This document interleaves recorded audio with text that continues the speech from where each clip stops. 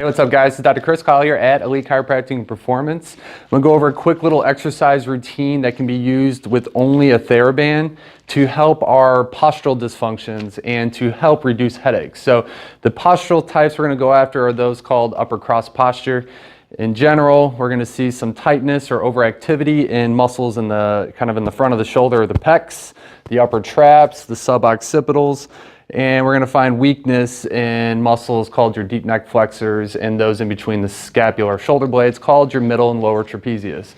So by using this band, we're going to go after what is generally deemed weak, and that's going to help release some of the tension in the overly active structures.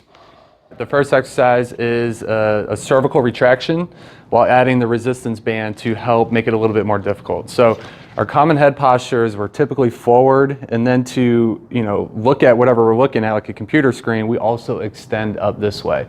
So we create two things: overextending of the upper cervical spine, too much flexion of the lower. So by simply pulling your head back, that's not going to get it all the way. We want to also initiate a chin tuck.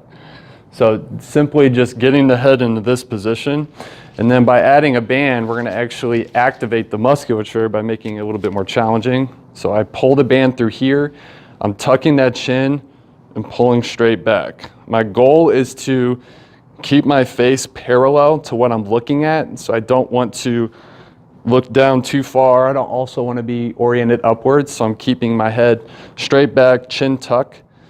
And then once I get a few reps of that in, I start to add rotation. So now we're just biasing one side versus the other, looking straight side to side. I don't want to see bending, just rotation.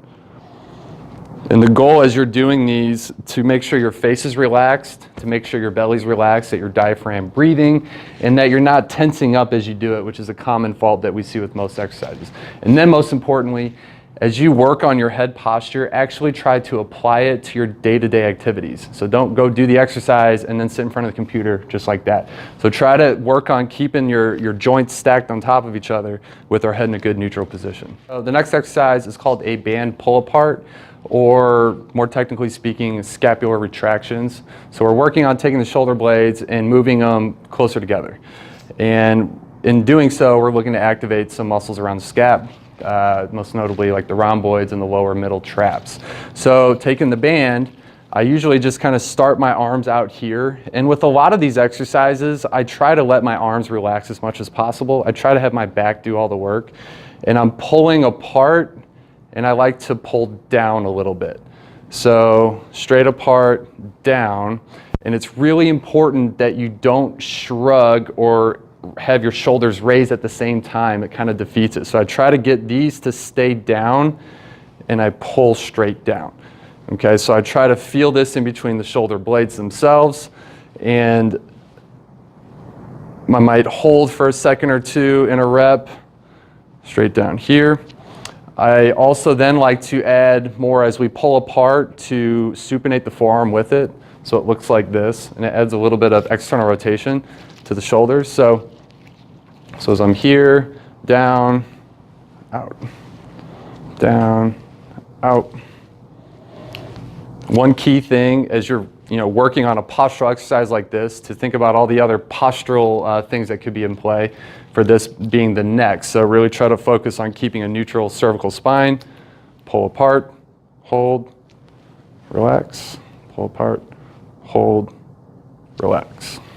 The third exercise is similar to the last one, the band pull apart. This is called a shoulder W. And so instead of biasing more of the scapular muscles, we're going after the rotator cuff here. One common postural thing is we're all very internally rotated. We kind of rotate in, we're slouched over. So by getting the cuff involved, we're going to help improve our external rotation to keep our chest and shoulders a little bit more open.